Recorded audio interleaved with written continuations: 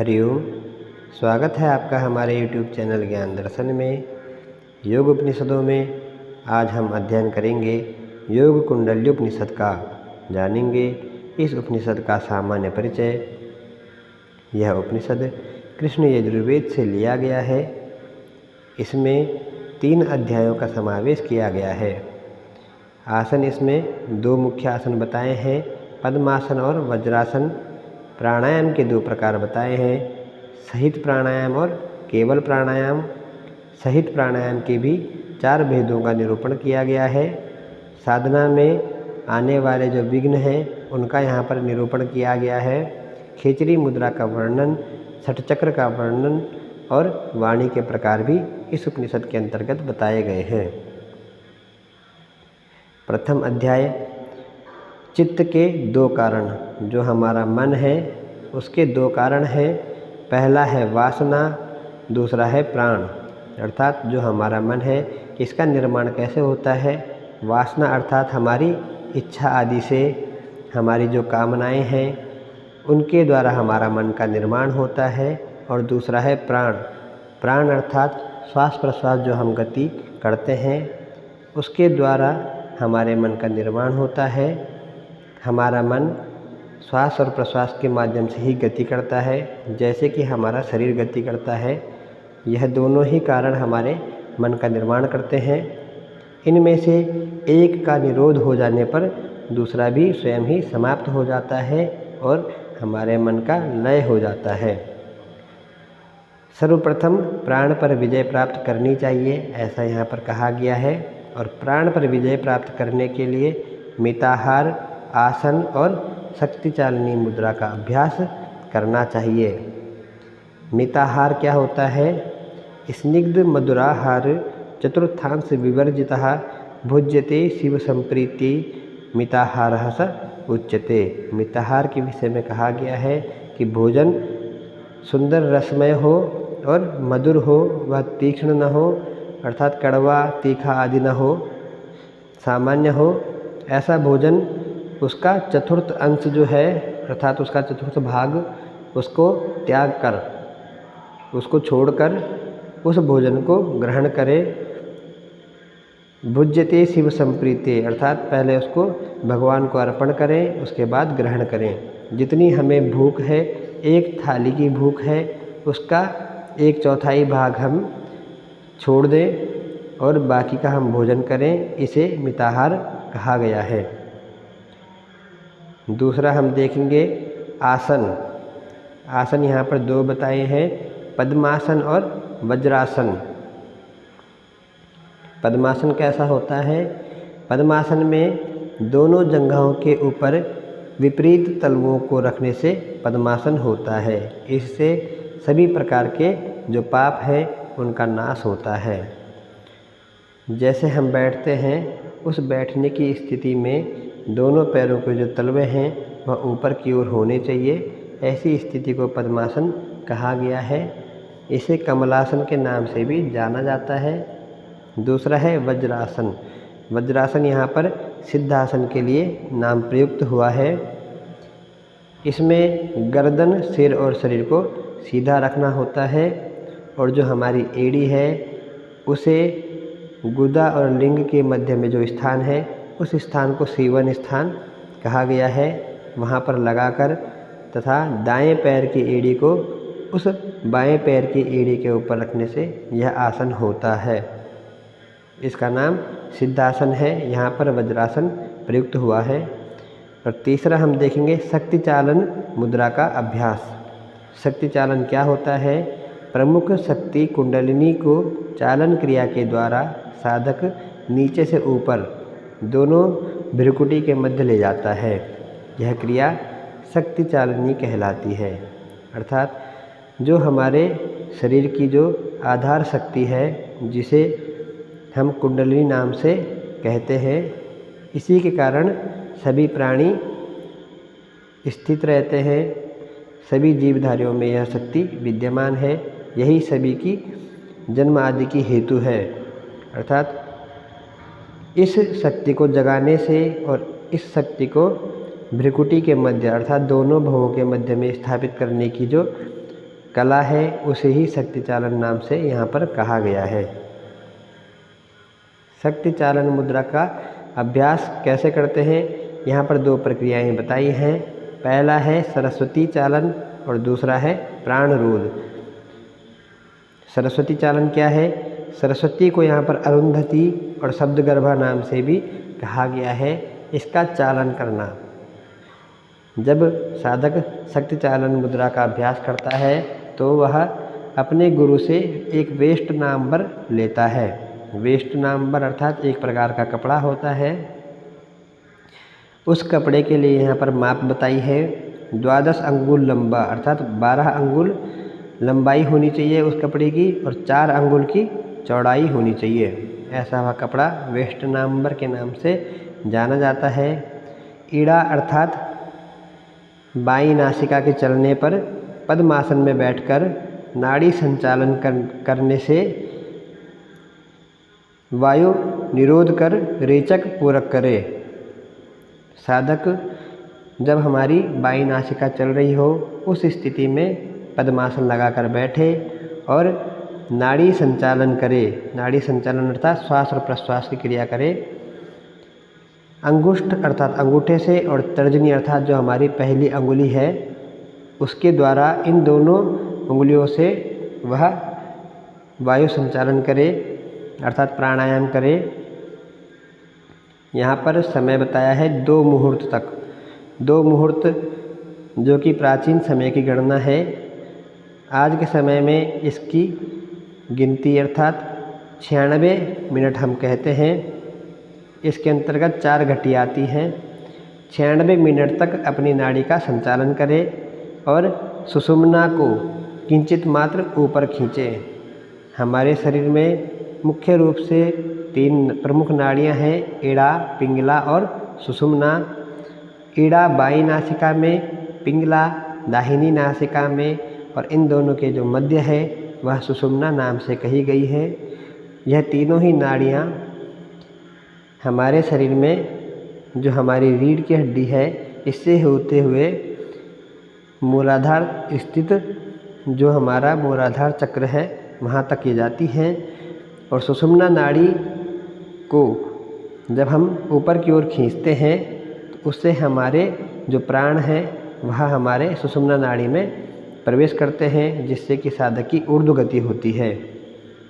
यहाँ पर कंठ संकोचन के लिए कहा है अर्थात जालंधर बंद का भी प्रयोग करना है। उसको करने से जो साधक की कुंडलिनी शक्ति है वह वक्षस्थल से भी ऊपर उठ जाती है अर्थात वह वायु के साथ जागृत होकर ऊपर उठने लगती है। रेचक पिंगला नाड़ी द्वारा करते हुए कंठ संकोचन से वायु वक्षस्थल से ऊर्ध्वगमन करती है। जब साधक प्रश्वास करता है अर्थात श्वास को बाहर छोड़ता है, ईड़ा से अर्थात बाईं नासिका से श्वास लेनी है और दाहिनी नासिका से श्वास छोड़नी है। जब हम दाहिनी नासिका से श्वास छोड़ेंगे उस वक्त हम अपना कंठ संकोचन करेंगे अर्थात हम जालंधर बंद का प्रयोग करेंगे। उस स्थिति में जो हमारी वायु है वह हमारे वक्ष अर्थात हृदय से भी ऊपर उठ जाती है। यह स्थिति बहुत आगे की स्थिति है जब हमारी जो वायु है वह सुषुम्ना नाड़ी के अंदर प्रवेश कर जाती है। उसके पश्चात की यह स्थिति बताई है। इसका नित्य अभ्यास करना चाहिए, सभी रोगों से मुक्ति होती है इसका अभ्यास करने से। कैसे रोगों से? जलोदर, गुल्म, प्लीहा और पेट के समस्त जितने भी रोग हैं वह सभी समाप्त होते हैं। सरस्वती चालन एक बहुत ही प्रमुख मुद्रा है।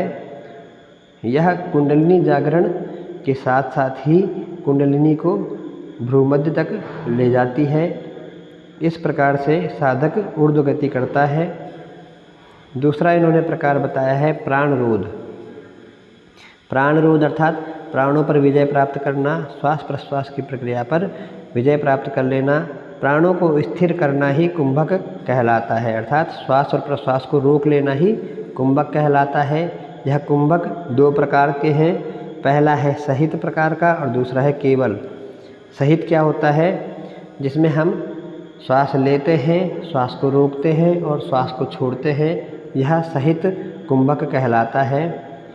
और जो केवल कुंभक है इसमें हम केवल श्वास को रोक के रखते हैं, यह केवल कुंभक के नाम से जाना जाता है। सहित कुंभक से ही केवल कुंभक की मुख्य रूप से सिद्धि होती है, और जो दूसरा केवल कुंभक की जो सिद्धि है वह स्वयं से होती है जब साधना में व्यक्ति नितांत लीन हो जाता है, उस अवस्था में भी उसको केवल कुंभक लग जाता है। तो यहाँ पर मुख्य रूप से केवल कुंभक का जो उपाय है वह सहित कुंभक के द्वारा ही होता है। सहित कुंभक के 4 भेद यहाँ पर बताए हैं: सूर्य भेदन, उज्जाई, शीतली और भस्त्रिका। यह 4 प्रकार के कुंभक यहाँ पर बताए हैं।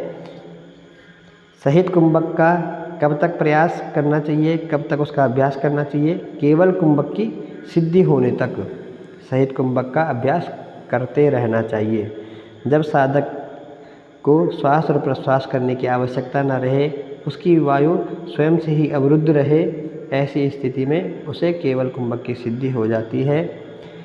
प्राणायाम करने के लिए स्थान का निर्णय आवश्यक है, अर्थात कैसा स्थान हमें उपयुक्त ढूंढना चाहिए इसके लिए। तो कहा गया है कंकड़, पत्थर, घास, अग्नि, जल, जहाँ पर शीत आदि न हो ऐसा स्थान, ऊंचा नीचा न हो, पवित्र हो, एकांत स्थान हो, ऐसी जगह पर आसन बिछाकर बद्ध पद्मासन लगाकर सरस्वती चालन क्रिया करनी चाहिए। सरस्वती चालन के विषय में हमने अभी पढ़ा, उसका अभ्यास ऐसे स्थान पर करना चाहिए। यहाँ पर सहित कुंभक के प्रकार और उसके होने वाले लाभ के बारे में बताया है। सूर्य भेदन। सूर्य भेदन कैसे किया जाता है?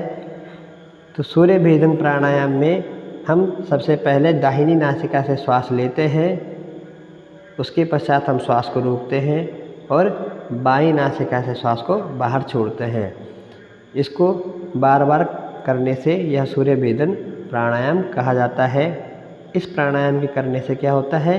4 प्रकार के वात दोष अर्थात वायु से होने वाले जो दोष हैं, कृमि दोष अर्थात जो हमारे शरीर में जो कीट आदि रहते हैं जिनके द्वारा हम रोगी होते हैं, उन सभी का यह नाश कर देता है। यह सूर्य भेदन जो प्राणायाम है इसके द्वारा हमारे जठराग्नि आदि प्रदीप्त होती है। दूसरा है उज्जाई।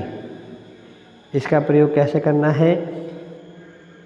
जब हम श्वास लें तो थोड़ी सी भौरे की आवाज़ के समान हम कंठ को संकुचित करके श्वास को अंदर लें और इसी प्रकार से हम श्वास को बाहर छोड़ें। इससे करने से सिर की गर्मी, गले का कफ दूर हो जाता है, जठराग्नि बढ़ती है और नाड़ी, जलोदर, धातु रोग आदि नष्ट हो जाते हैं। यह कुंभक के प्रकार है, अर्थात इनमें वायु को रोकना आवश्यक है। शीतली प्राणायाम, यह कैसे होता है? इस प्राणायाम में व्यक्ति अपनी जिह्वा को गोल करके उसके द्वारा श्वास को ग्रहण करता है धीरे धीरे और पुनः वह नासिका आदि से श्वास को छोड़ता है। इस अभ्यास से प्लीहा, गुल्म, पित्त, ज्वर अर्थात बुखार, तृषा अर्थात प्यास आदि रोग सभी समाप्त होते हैं। और चौथा है भस्त्रिका प्राणायाम। इस प्राणायाम को करने की क्या विधि है? जिस प्रकार से कपालभाति प्राणायाम किया जाता है, यह भस्त्रिका नामक प्राणायाम लोहार की धोकनी के समान है। अर्थात हम जब श्वास लें तो उसकी थोड़ा गति तेज हो, तेज श्वास लें और तेज ही श्वास हम बाहर छोड़ें, ऐसा बार बार करते रहें। यह प्राणायाम भस्त्रिका प्राणायाम कहा गया है। जब हम थक जाएं तो श्वास को कुंभक करें और पुनः उसको रेचक कर दें। इस प्रकार से यह भस्त्रिका प्राणायाम है। इसके अभ्यास से कंठ की जलन मिटती है, जठराग्नि की वृद्धि होती है। यह सुख देने वाला प्राणायाम कहलाता है। यह अत्यधिक पुण्यकारी है क्योंकि इससे कुंडलिनी शक्ति का जागरण होता है, पापनाशक है, कुंडलिनी जगाने वाला है और तीनों प्रकार की जो ग्रंथियां हैं यह उनको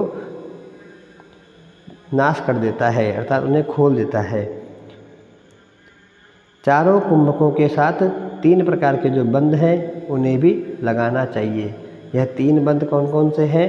जालंधर बंद, उड्डयन बंद और मूल बंद। इनका अभ्यास भी इन कुंभकों के साथ में ही करना चाहिए। आगे देखेंगे। अब कहा गया है कि इन कुंभकों का अभ्यास प्रथम दिन में केवल 10-10 बार ही करना है। फिर इनकी जो आवृत्ति है उन्हें बढ़ाना है। अगले दिन 15-15 बार और प्रतिदिन 5-5 बार इसको हम बढ़ाते रहेंगे और इन कुंभकों की जो संख्या होती है वह हम 80 तक करेंगे, ऐसा विभिन्न शास्त्रों में बताया गया है। कुंभक का अभ्यास तीनों बंदों के साथ प्रतिदिन करें। जालंधर बंद, उड्डयन बंद और मूल बंद, यह 3 प्रकार के बंद हैं। बंद का अर्थ होता है बांधना, जब हम अपने श्वास आदि को पूर्ण रूप से बांध लेते हैं। इस प्रकार से जब हम श्वास लें अर्थात पूरक करें, सबसे पहले हम जालंधर बंद का प्रयोग करते हैं। उसके पश्चात हम मूल बंद लगाते हैं अर्थात हम अपने आधार को संकुचित करते हैं। उसके पश्चात हम अपने पेट को अंदर करते हैं, उसे उड्डयन बंद कहते हैं। इन तीनों बंदों का प्रयोग हम करते हैं। उसके बाद हम रेचक आदि क्रिया करने के पश्चात पुनः हम इनको दोबारा करते हैं। रोग के कारण यहाँ पर बताए हैं कि दिन में सोना, रात में जागना, अति मैथुन करना, मलमूत्र के जो वेग है उसे रोकना, ज़्यादा चलना, आसनों का उचित ढंग से न करना और प्राणायाम आदि में अधिक शक्ति लगाना और चिंतित रहना, यह सभी रोग के कारण हैं। इनके द्वारा रोगों की उत्पत्ति होती है। योग में जो विघ्न हैं उनका यहाँ पर निरूपण किया है। 10 प्रकार के विघ्न बताए हैं। पहला विघ्न कि योगाभ्यास द्वारा रोग हो गया है, ऐसा समझकर अभ्यास का त्याग कर देना, क्योंकि रोग गलत अभ्यास से हो सकता है। योगाभ्यास के द्वारा रोग नहीं होता है, अपितु रोगों का नाश होता है। तो पहला विघ्न ये है। दूसरा है कि साधना पर शंका करना, अर्थात जो हम साधना कर रहे हैं वह सही है कि नहीं है, इस प्रकार से उस पर शंका करना, इससे फ़ायदा होगा या नहीं होगा, यह दूसरा विघ्न है। तीसरा है प्रमत्तता, अर्थात अति प्रमत्त हो जाना या उसमें साधना में प्रमाद कर लेना, यह तीसरा विघ्न है। चौथा है आलस्य करना, हम आलस्य करें कि साधना अभी नहीं, थोड़ा देर बाद करेंगे, या फिर इस प्रकार से उसको टालें, यह चौथा विघ्न है। पांचवा विघ्न है ज़्यादा नींद लेना। छठा विघ्न है साधना से प्रेम का न होना, उसे ज़बरदस्ती करना। सातवां है भ्रांति, अर्थात हमारे मन में किसी प्रकार का संदेह हो जाना। आठवां है विषय वासना में अनुरक्ति, हमारा मन का विचलित होना, वासनाओं से घिर जाना। नवा विघ्न है अनाख्या, अर्थात अप्रसिद्धि, किसी भी प्रकार की सिद्धियों का प्राप्त न होना। 10वां विघ्न है योग तत्व का ही प्राप्त न होना। इस प्रकार से यह सभी विघ्न हैं जो कि साधना में आ सकते हैं। इन सभी की अवहेलना करके साधना में निरंतर लगे रहना चाहिए। नाड़ी शुद्धि के पश्चात ही अपान को ऊर्ध्वगामी करना चाहिए, ऐसा यहाँ पर कहा है। जब हमारी 72,000 नाड़ियाँ हमारे शरीर में बताई गई हैं, 72,000, इनकी जब शुद्धि हो जाए उसके पश्चात ही हमें अपान वायु, जो कि 5 मुख्य वायुओं में प्रधान है, 5 मुख्य वायु हमारे शरीर में है। पहली है प्राण, दूसरी है अपान, तीसरी है समान,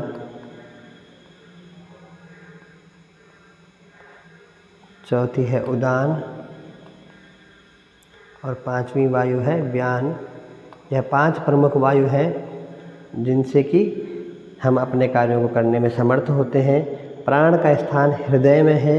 अपान के द्वारा हम मलमूत्र आदि का विसर्जन करते हैं।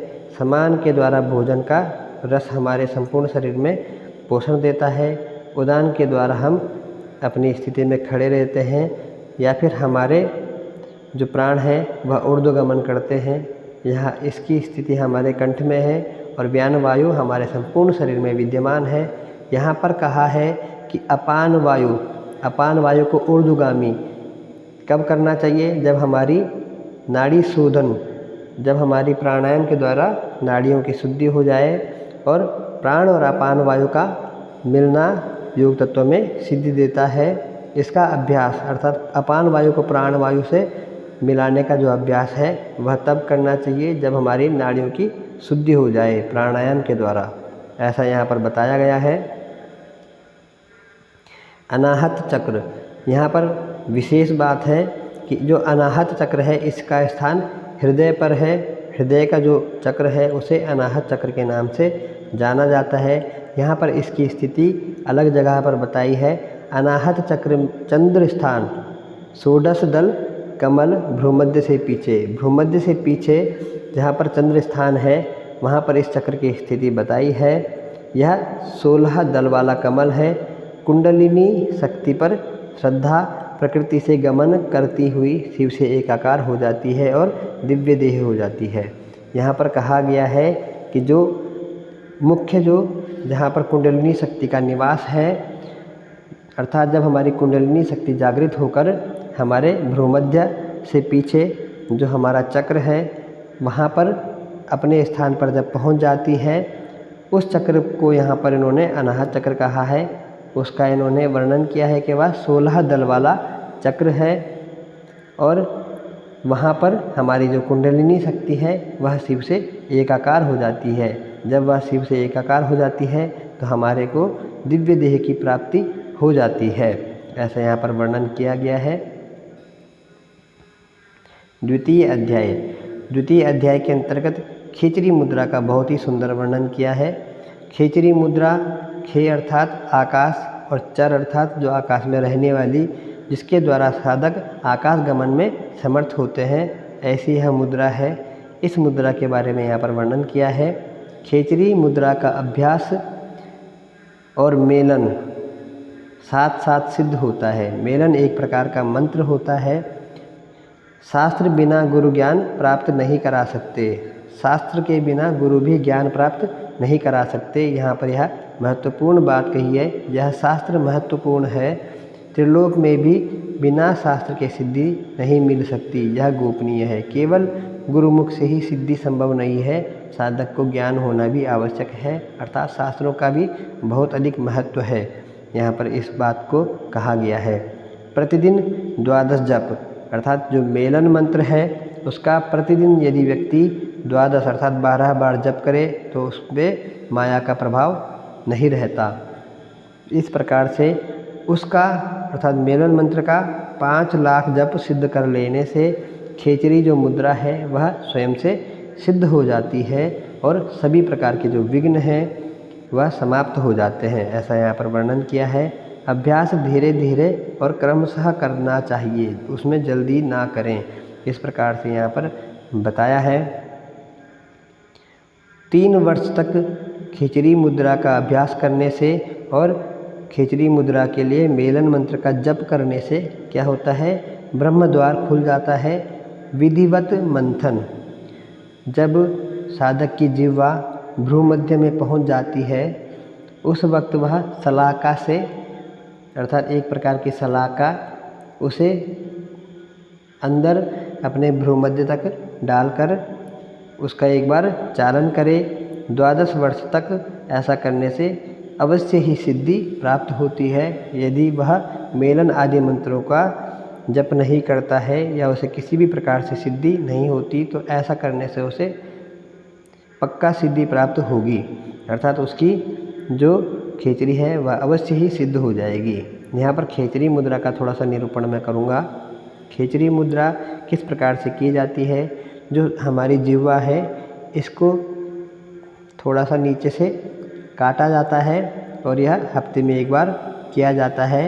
इसमें काटना जिसे काटन कहते हैं, दूसरा है दोहन अर्थात दुग्ध जिस प्रकार से दोहा जाता है उसी प्रकार से जिह्वा को मक्खन आदि लगाकर दोहा जाता है। और तीसरा है चालन। यह 3 प्रकार के मुख्य कार्य किए जाते हैं जिससे कि हमारी जो जिह्वा है इसकी लंबाई बढ़ जाती है। ऐसा प्रतिदिन करना होता है। केवल जो काटन वाला कार्य है यह हफ्ते में एक बार करना होता है और इसको बहुत ही थोड़ा सा काटा जाता है जिह्वा को नीचे से, जिससे कि जिह्वा का बंध 6 माह से कुछ अधिक समय के बाद हट जाता है। हमारी जिह्वा इससे लंबी होती है और प्रतिदिन इसको दोहन और इसका चालन करना होता है। इसमें साधक अपनी जिह्वा को धीरे धीरे बढ़ाकर इतना उसको बढ़ा लेते हैं कि वह हमारी भ्रुकुटी को टच करने लगती है और उस जिह्वा को अंदर की ओर घुमाकर ऊर्ध्व कपाल की ओर ले जाना ही खिचड़ी मुद्रा का अभ्यास है। साधक अपनी जिह्वा को मोड़कर अपने गले से ऊपर की ओर अंदर भ्रूमध्य तक अपनी जिह्वा को ले जाते हैं और जो हमारा कपाल होता है वहाँ से चंद्र बिंदु से जो टपकने वाला अमृत होता है, इस प्रकार का दिव्य पदार्थ वह खुद ही ग्रहण करता है, जिससे कि उसे विभिन्न प्रकार के रस मिलते हैं और साधक को सभी प्रकार की सिद्धियां प्राप्त होती हैं। यह बहुत ही महत्वपूर्ण मुद्रा है। इसके बारे में आगे कहा गया है। यहाँ पर मेलन मंत्र दिया गया है जो कि किसी गुरु के द्वारा ही सिद्ध होता है। ह्रीं भम सम मम पम सम छम, यह मेलन मंत्र है। प्रथम चरण, यह साधक की अवस्था बताई है कि साधना करने वाला व्यक्ति वह कैसे भी साधना करेगा तो प्रथम उसकी दृष्टि अमावस्या होती है, अर्थात उसको अंधकार दिखाई देता है। साधना में उसे और कुछ नहीं दिखाई देता। धीरे धीरे उसे प्रतिपदा की स्थिति में साधक पहुंच जाता है और प्रतिपदा अर्थात उसको थोड़ा बहुत कुछ दिखाई देता है या उसको थोड़ा थोड़ा सिद्धियां प्राप्त होती है। और तीसरी स्थिति जो पूर्णिमा कही गई है, तृतीय चरण, यह साधक का है। इसमें साधक संपूर्ण ज्ञानी हो जाता है और वह पूर्णिमा की भांति जिस प्रकार चांद पूर्ण रहता है उसी प्रकार वह सभी प्रकार से सिद्ध हो जाता है। ऐसी इन्होंने यहाँ पर साधक की स्थिति बताई है। विषय कामना से पृथक परमात्मा की प्राप्ति, अर्थात संपूर्ण विषयों का त्याग होने पर ही परमात्मा की प्राप्ति संभव है। किसी भी प्रकार की कामना यदि मन में है तो परमात्मा की प्राप्ति कदापि नहीं हो सकती। मन की गतिविधियों का निरीक्षण कर परम पद प्राप्त किया जाता है, अर्थात अपने मन को सभी प्रकार से देखते हुए साधक उस परमात्मा को प्राप्त करते हैं। उसका निरीक्षण करके और अपने कर्मों को देखकर उनको संयमित करके उनका नाश आदि करके मन से ही बिंदु की उत्पत्ति होती है। वही हमारे शरीर की स्थिति और वही हमारे शरीर का कारण भी है। दूध से जिस प्रकार घी निकलता है उसी प्रकार से मन से बिंदु निकलता है, ऐसा यहाँ पर बताया है। 6 चक्रों का निरूपण यहाँ पर किया गया है। 6 चक्र जिनकी स्थिति हमारे शरीर पर है। मूलाधार, यह चक्र हमारा आधार चक्र है। इसी में कुंडलिनी शक्ति निवास करती है। यही हमारी जो संसार की स्थिति है उसका जो मुख्य चक्र है वह यही चक्र है। इसी चक्र के जागृत होने पर हमारी कुंडलिनी शक्ति ऊर्ध्वगामिनी होती है और जब तक यह चक्र जागृत नहीं होता तब तक साधक किसी भी प्रकार से सिद्धि को प्राप्त नहीं कर सकता। इस चक्र की स्थिति हमारे गुदा द्वार के ऊपर है और लिंग के नीचे है, अर्थात इसकी स्थिति मध्य देह कहलाती है। इसके ऊपर स्वाधिष्ठान चक्र है। जब साधक मूलाधार चक्र को जागृत कर लेता है उसकी कुंडलिनी शक्ति जागृत होकर ऊपर की ओर उठती है, तब वह द्वितीय चक्र में प्रवेश करती है। स्वाधिष्ठान चक्र की स्थिति हमारे शरीर में जो मेड की हड्डी है, अर्थात नाभि से 10 अंगुल नीचे जो मेड की हड्डी है वहाँ पर इस चक्र की स्थिति होती है। इसके पश्चात मणिपुर चक्र है जिसकी स्थिति हमारी नाभि में है। चौथा चक्र अनाहत चक्र है, यह चक्र हृदय में इसकी स्थिति है। 5वां चक्र है विशुद्ध चक्र, इसकी स्थिति कंठ में है। और 6ठा चक्र है आज्ञा चक्र, जिसकी स्थिति दोनों भ्रुकुटियों अर्थात दोनों भवों के मध्य में बताई गई है। यहाँ पर अनाहत चक्र 2 बार है। यहाँ पर जो अनाहत चक्र का निरूपण किया गया है वह चक्र हृदय में है। और जहाँ पर पिछले अध्याय में कहा गया था, प्रथम अध्याय के अंतर्गत, कि अनाहत चक्र षोडश दल कमल वाला भ्रिकुटी के पीछे है वह अनाहत चक्र, वहाँ पर वह दूसरा अनाहत चक्र बताया है। मुख्य रूप से जो अनाहत चक्र सभी लोग जानते हैं उसकी स्थिति हृदय के मध्य ही है। परमात्मा तत्व की प्राप्ति कैसे है? जैसे लकड़ी में अग्नि होती है, बिना रगड़े वह बाहर नहीं आ सकती, जिस प्रकार से घड़े के भीतर रखा हुआ दीपक बिना भेदन किए बाहर प्रकाश नहीं दे सकता, उसी प्रकार से शरीर रूपी जो हमारा शरीर है, इसे यहाँ पर घट के नाम से, घट मतलब होता है घड़ा, घट के नाम से कहा है। शरीर रूपी घट के भीतर जो ब्रह्म रूपी प्रकाश है वह तब तक प्रकाशित नहीं होता जब तक गुरुमुख होकर शरीर रूपी घट का भेदन नहीं किया जाता। अर्थात परमात्मा की प्राप्ति तभी संभव है जब इस घड़े का भेदन किया जाए, अर्थात इस घड़े को शुद्ध किया जाए, तभी परमात्मा का प्रकाश प्रकाशित होता है। यहाँ पर वाणी के प्रकार बताए हैं, परा, पश्यंती, मध्यमा और वैखरी। ऐसे हमारी जो वाणी है यह प्रकट होती है। सबसे पहले वह परा रूप में रहती है, जिस समय वह अंकुरित, हम कहते हैं कि अंकुरित हुई है। उसके बाद वह पश्यंती होती है, इस स्थिति में वह द्विदल युक्त होती है। इस स्थिति में हम वाणी को मन में देख सकते हैं, अर्थात इस वक्त व्यक्ति कुछ कह नहीं सकता, वह केवल शब्दों को देख सकता है। तीसरी स्थिति में जो मध्यमा स्थिति है, वाणी कहने युक्त हो जाती है, किंतु साधक उसको, साधक या कोई भी व्यक्ति, बच्चा कहने की कोशिश करता है लेकिन कह नहीं पाता, यह उसकी मध्यमा स्थिति है। और चौथी, जब वह शब्दों का उच्चारण करता है, यह वाणी की वैखरी स्थिति कहलाती है, जिसमें कि हम बातचीत करते हैं। इस प्रकार से यह वाणी के 4 प्रकार हैं। जब साधक अपनी वाणी को अपने मन में ही लीन करता है, उस वक्त भी वह वैखरी से मध्यमा, मध्यमा से पश्यंती और पश्यंती से परा की ओर जाता है, या वह साधना के द्वारा अपनी वाणी को इस प्रकार से देखता है और अपने मन में ही लीन करता है।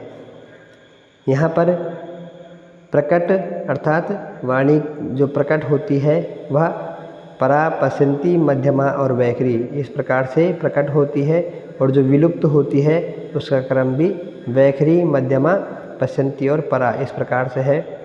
त्रिपिंड, तीनों प्रकार के पिंड बताए हैं। 3 पिंड कौन कौन से हैं? विश्व, तेजस और प्राज्ञा, यह 3 पिंड हैं। विश्व अर्थात जो परमात्मा का यह विश्व रूप, यह जगत है, इसे यहाँ पर विश्व के नाम से कहा गया है। तेजस अर्थात जिस प्रकार से हम अपनी स्वप्न अवस्था में होते हैं, उसी प्रकार से जब परमात्मा की यह सृष्टि केवल स्वप्न जगत में उसके होती है, वह अवस्था तेजस नाम से यहाँ पर कही गई है। और तीसरी है प्राज्ञा, अर्थात जब हमारा यह शरीर केवल कारण रूप में विद्यमान रहता है, उस अवस्था को प्राज्ञ कहा जाता है। वही अवस्था परमात्मा में यह सृष्टि जब कारण रूप में विद्यमान होती है, उस अवस्था को प्राज्ञ नाम से कहा गया है। यह 3 प्रकार के पिंड यहाँ पर बताए हैं। 3 ही लोक हैं, भूलोक अर्थात पृथ्वीलोक, भुवलोक अर्थात अंतरिक्ष लोक, और स्वलोक अर्थात स्वर्गलोक। यह 3 लोक हैं। उपाधि रहित होने पर स्वस्थिति अर्थात यह विलीन हो जाते हैं जब यह लोक अपनी उपाधियों में नहीं होते, अर्थात जब यह नाश को प्राप्त हो जाते हैं तब यह विलीन हो जाते हैं। आत्मध्यान, आत्मध्यान करने का यहाँ पर वर्णन किया गया है। आत्मा कैसी है? वह मध्यस्थ नाम से कही जाती है, अर्थात उसका निवास मध्य में है। मध्य में अर्थात अनाहत चक्र में, जो हमारे हृदय के मध्य है। कलश में जिस प्रकार दीपक रहता है, उसी प्रकार यह हमारी हृदय में रहती है। कलश में दीपक की भांति इसका जो स्वरूप है अंगुष्ठ मात्र, अंगूठे के बराबर धूम रहित अर्थात धुएं से रहित ज्योति स्वरूप, यह ज्योति स्वरूप है। यह प्रकाशमान है, कूटस्थ है, अव्यय है, और आत्मा का अंतःकरण में ध्यान करते रहना चाहिए। इस प्रकार से आत्मा का सदैव ध्यान करते रहना चाहिए। जिस प्रकार से रुई का ढेर आग पाते ही जल जाता है, वैसे ही चिदाभास से अज्ञान नष्ट हो जाता है। आदि अंत रहित अव्यय महान परमात्मा ही अंत में शेष रहता है। यहाँ पर चिदाभास अर्थात वह प्रकाश रूप जगत है जो कि परमात्मा नाम से जाना जाता है, उसी को यहाँ पर चिदाभास के नाम से कहा गया है। उस चिदाभास से अज्ञान संपूर्ण रूप से नष्ट हो जाता है और परमात्मा का प्रकाश ही प्रकाशित रहता है। इस प्रकार से परमात्मा ही अंत में शेष रहता है, यहाँ पर यह बताया गया है। आज हमने योग कुंडल्युपनिषद का अध्ययन किया। मिलेंगे अगली वीडियो में। नमस्कार।